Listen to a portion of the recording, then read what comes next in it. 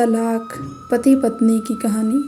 बबीता और राहुल को आज तलाक के कागज कोर्ट से मिल चुके थे। कोर्ट ने अपना फैसला सुना दिया था। कोर्ट से दोनों साथ निकले और दोनों के परिजन साथ थे। परिजनों के चेहरे पर विजय और सुकून साफ झलक रहे थे। 4 साल के लंबे लड़ाई के बाद आज फैसला हो गया था। 10 साल हो गए थे शादी को, मगर साथ में 6 साल ही रह पाए थे। 4 साल तो तलाक की कार्रवाई में ही लग गए। बबीता के हाथ में दहेज के सामान की लिस्ट थी जो उसे राहुल के घर से लेना था, और राहुल के हाथ में गहनों की लिस्ट थी जो बबीता से लेने थे। साथ में कोर्ट का यह भी आदेश था कि राहुल 10 लाख रुपए की राशि बबीता को देगा। बबीता और राहुल दोनों एक ही टेम्पो पर बैठकर राहुल के घर के लिए निकले। बबीता को उसके कुछ चीज़ें राहुल के घर से लेनी थी, इसलिए 4 साल बाद राहुल के घर जा रही थी आखिरी बार। बस उसके बाद कभी नहीं आना था। उधर सभी परिजन अपने अपने घर जा चुके थे। बस 3 लोग रह गए थे, राहुल, बबीता और बबीता की माँ। राहुल घर में अकेला ही रहता था। उसके माँ बाप और भाई गांव में रहते थे। बबीता और राहुल का एक बेटा भी था जो भी 7 साल का था।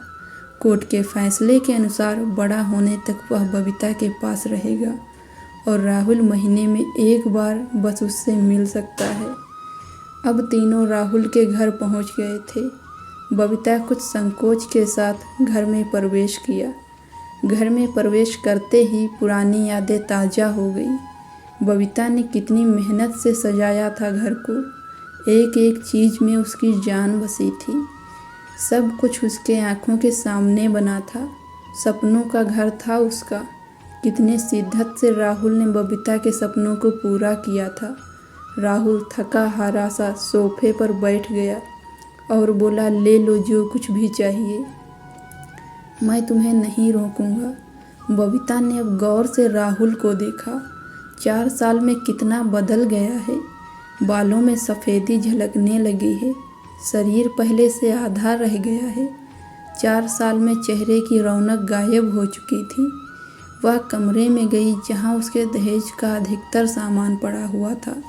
सामान बहुत पुराना था, इसलिए कबाड़ की तरह स्टोर रूम में डाल दिया था। दोनों ने लव मैरिज की थी। दोनों के घर वाले बहुत मुश्किल से माने थे। एक बार राहुल पीकर बहक गया था और बबीता पर हाथ उठा दिया था। बबीता उस वक्त गुस्से में मायके चली गई थी। ना बबीता लौटी और ना राहुल उसे लेने गया। इधर राहुल के भाई भाभी और बबीता की माँ इस झगड़े को कोर्ट तक ले गए और दोनों का बस तलाक हो गया। बबीता की माँ बोली, कहाँ है तेरा सामान? इधर तो नहीं दिखता, बेच दिया होगा इस शराबी ने। बबीता बोली, चुप रहो माँ। बबीता को ना जाने राहुल को उसके मुंह पर शराबी बोलना अच्छा नहीं लगा। फिर स्टोर रूम में पड़े सामान को लिया। बबीता ने सिर्फ अपना सामान लिया, राहुल के सामान को उसने छुआ तक नहीं। उसके बाद बबीता ने राहुल को गहनों से भरा हुआ बैग पकड़ा दिया। राहुल ने बैग वापस बबीता को दे दिया और कहा, रख लो, मुझे नहीं चाहिए, काम आएगा तुम्हारे मुसीबत में। गहनों की कीमत 15 लाख से कम नहीं थी। कोर्ट की बात कोर्ट में ही ख़त्म हो गई बबीता। वहाँ तो मुझे दुनिया का सबसे बुरा जानवर और शराबी साबित किया गया।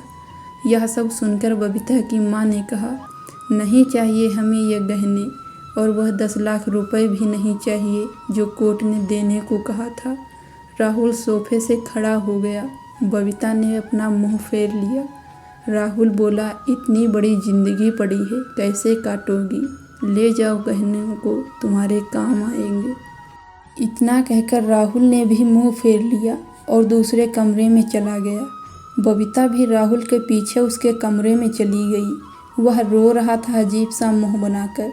बबीता ने पहले उसे कभी रोते हुए नहीं देखा था। आज पहली बार उसने उसे रोते हुए देखा। उसे रोता देख बबीता की भी आंखें भर आई। फिर राहुल ने उससे कहा, इतनी फिक्र थी तो क्यों दिया तलाक? बबीता बोली, मैंने अकेले नहीं, तुमने भी तो दिया तलाक। दस्तखत तो तुमने भी किए थे, माफ़ी भी तो मांग सकते थे। राहुल ने कहा, मौका कब दिया तुम्हारे घर वालों ने? जब भी फ़ोन किया काट दिया। बबीता बोली, घर भी आ सकते थे। राहुल बोला, हिम्मत नहीं थी। उसी वक्त वहाँ बबीता की माँ आ गई और वह बबीता का हाथ पकड़कर उसे बाहर ले गई। माँ बेटी बाहर खड़ी होकर गाड़ी का इंतज़ार करने लगी। बबीता का दिल भीतर से टूट रहा था, दिल बैठा जा रहा था, वह शून्य सी पड़ती जा रही थी। बबीता को राहुल के साथ बिताए हुए पुराने दिन याद आने लगे थे। तभी उसकी नज़र सामने एक तुलसी के सूखे पौधे पर पड़ी। कितनी शिद्दत से देखभाल किया करती थी। वह नहीं थी तो शायद तुलसी के पौधे पर पानी भी नहीं पड़ा। उसकी घबराहट और बढ़ी और वह घर के भीतर चली गई। उसकी माँ ने उसे पीछे से पुकारा, मगर उसने उसे अनसुना कर दिया। राहुल बेड पर उल्टे मुँह पड़ा था। एक बार के लिए उसे उस पर दया आई, लेकिन वह जानती थी कि अब सब कुछ खत्म हो चुका है, इसलिए उसे भावुक नहीं होना है। उसने अपने कमरे को देखा। कहीं कहीं तो मकड़ी के जाले झूल रहे थे। कितनी नफ़रत थी उसे मकड़ी के जालों से। कुछ देर बाद उसकी नज़र दीवार पर कुछ फ़ोटो पर पड़ी, जहाँ वह राहुल से लिपट कर मुस्कुरा रही थी। कितने सुनहरे दिन थे। इतने में उसकी माँ फिर आ गई। हाथ पकड़कर फिर उसे बाहर ले गई। बाहर गाड़ी आ गई थी। सामान गाड़ी में डाला जा रहा था। वह लोग गाड़ी में बैठ गए। राहुल गाड़ी की आवाज़ सुनकर बेचैन हो उठा और दौड़कर बाहर आ गया। राहुल कान पकड़कर घुटनों के बल बैठ गया और बोला, मत जाओ, माफ़ कर दो। बबीता यह सुनने के लिए पिछले 4 साल से तड़प रही थी। सब्र के सारे बांध एक साथ टूट गए। बबीता ने कोर्ट के फैसले के कागज़ निकाले और फाड़ दिया और उसकी माँ के कुछ कहने से पहले ही राहुल से लिपट गई। साथ में दोनों बुरी तरह रोते जा रहे थे। दूर खड़ी बबीता की माँ समझ गई कि कोर्ट का आदेश दिलों के सामने ज़्यादा कुछ नहीं। दोस्तों, अगर माफ़ी मांगने से रिश्ते टूटने से बच जाएं, तो माफ़ी मांग लेनी चाहिए। माफ़ी मांगने से इंसान छोटा नहीं होता है, बल्कि दिलों के बीच की दरार ख़त्म हो जाती है। माफ़ी मांगने से एक पति को उसकी पत्नी मिल गई और एक पत्नी को उसका पति और बच्चे को माँ बाप। दोस्तों, कैसी लगी आपको यह कहानी? कमेंट करके ज़रूर बताएं। दोस्तों, अगर आपको यह कहानी अच्छी लगी हो तो लाइक, शेयर, सब्सक्राइब ज़रूर करें।